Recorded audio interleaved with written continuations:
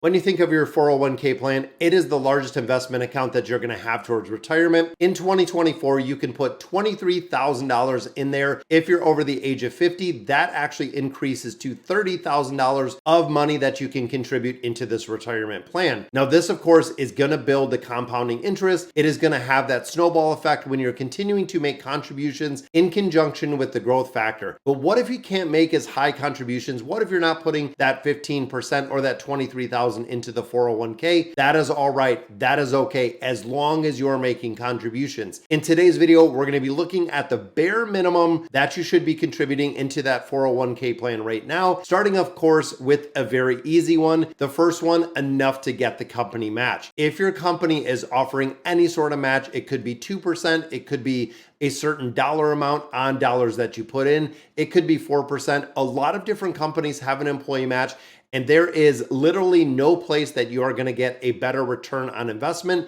That is guaranteed. When you think about a match, let's say they match 4%.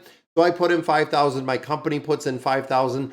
I just got a 100% return with that company match that I put in there. So even if my investment tanks, we lose 20 or 30% in the stock market, like we did back in 2022, I am still up considerably from my own contributions. Maybe part of the company really took a hit, or that's where the percentage you could justify it being lost, but making sure that you are doing the very bare minimum of what the company does match.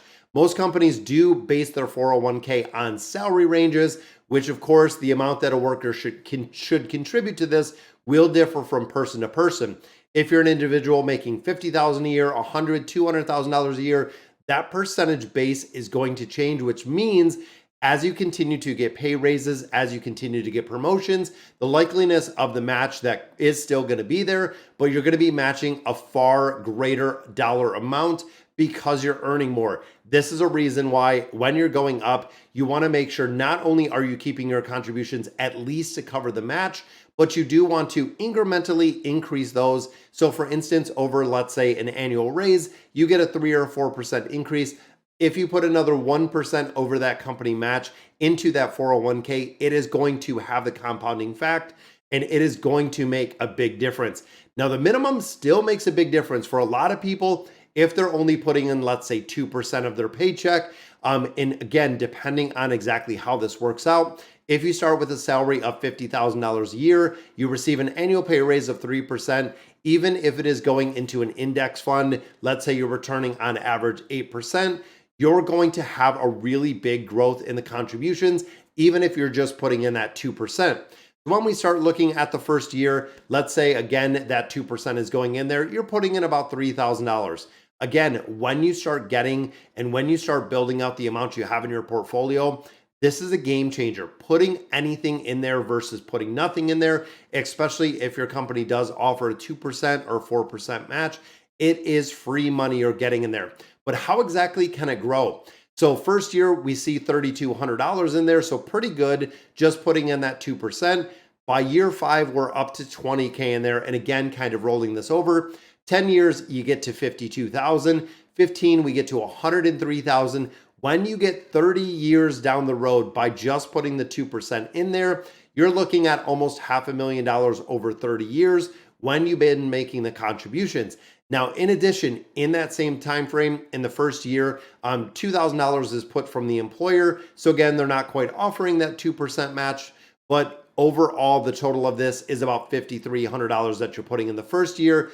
You fast forward to 10 years, you're at about 86K because you're taking your contributions and you're marrying them up with the contributions that they're matching.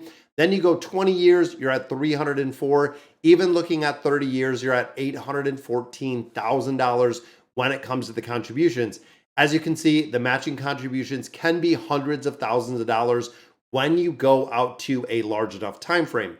Now, if you start, let's say, working at an employer when you're 20, 30 years down the road, you are now 50, you're just probably 10 or 15 years off of retirement, but having close to $1 million.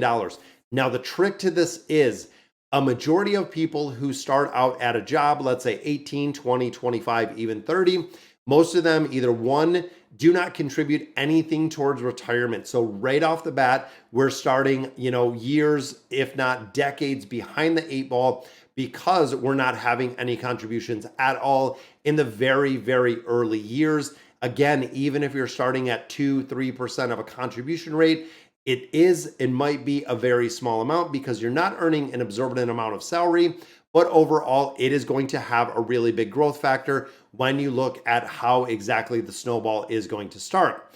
Sometimes less is more. Now, this is another part when you think of the 401k and how much you should be contributing in there.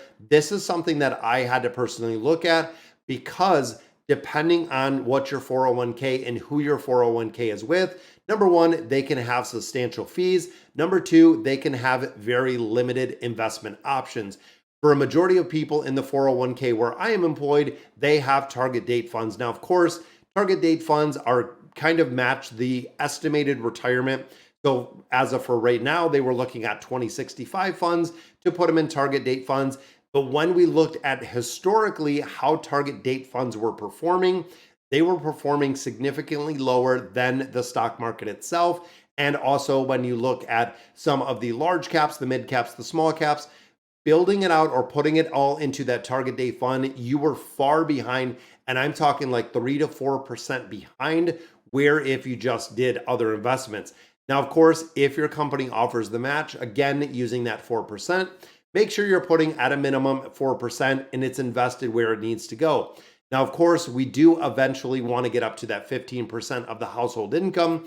That is Dave Ramsey's kind of go-to. But overall, it's not worth it putting that 15% in the 401k if it is in a very poor investment or you're seeing a ton of fees. So what other things can you put it into?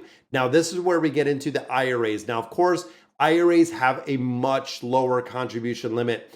That is why a majority of people who are putting money into the 401k makes a really big difference. And again, when you're looking at IRAs, you can only put $7,000 in there. If you're over the age of 50, you can put $8,000 in there. So you're pretty limited. But with the IRAs, make sure, and this is kind of a personal preference, if you have them with financial institutions, meaning banks and credit unions, you have to have retirement money. You have to have IRA money specifically invested so it has the ability to grow. For a lot of places, they might open up an IRA account. You're earning a 0.3% interest, which essentially means that inflation is eating up any growth factor that you have, period, with the IRA, which again is the big reason for having that invested. We also do have the HSA accounts. Now, if you're enrolled in a high deductible healthcare plan, eligibility for an HSA is a game changer. This is one of the triple tax advantage account that we talks about. When you're putting money into the HSA, you get a tax deduction. When it grows, you don't have to pay taxes on it as long as it's used for medical expenses. And then, of course, when you take it out for medical expenses, you don't have to pay for it again.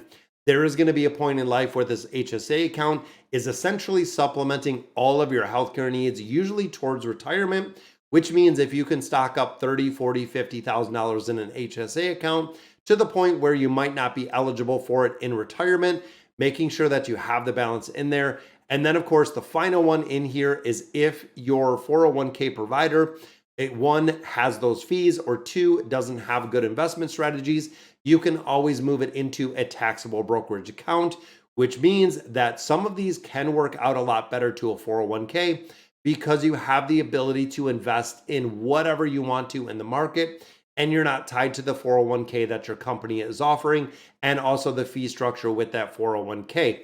But overall, remember, with taxable brokerage accounts, you'll be required to owe taxes or pay taxes on capital gains and dividends, but definitely seek tax advice to figure that out. So once you contribute that bare minimum, you really have to think of the company match. That is the minimum that you want to do, and then really evaluate where the rest of those retirement funds are going. And again, the general thing that we see is the 4% that companies are offering when it comes to that 401k and when it comes to the 401k match. So if you're looking to invest above and beyond that 4% that you're putting in there to maximize the match, make sure you know exactly where the money is going. Now, of course, again, bare minimum 2% if you're really struggling. And this could ultimately come down to not budgeting properly, because usually if you're paying yourself first, if you're putting 2 or 3% into that 401k, you're never even going to realize it. You're not going to miss it. And you're not even going to worry about it because it is such a small amount depending on how much you make. But again, the bare minimum should be at least that 2%. So definitely something to keep in mind when it comes to that 401k, and I'll catch you in the next video.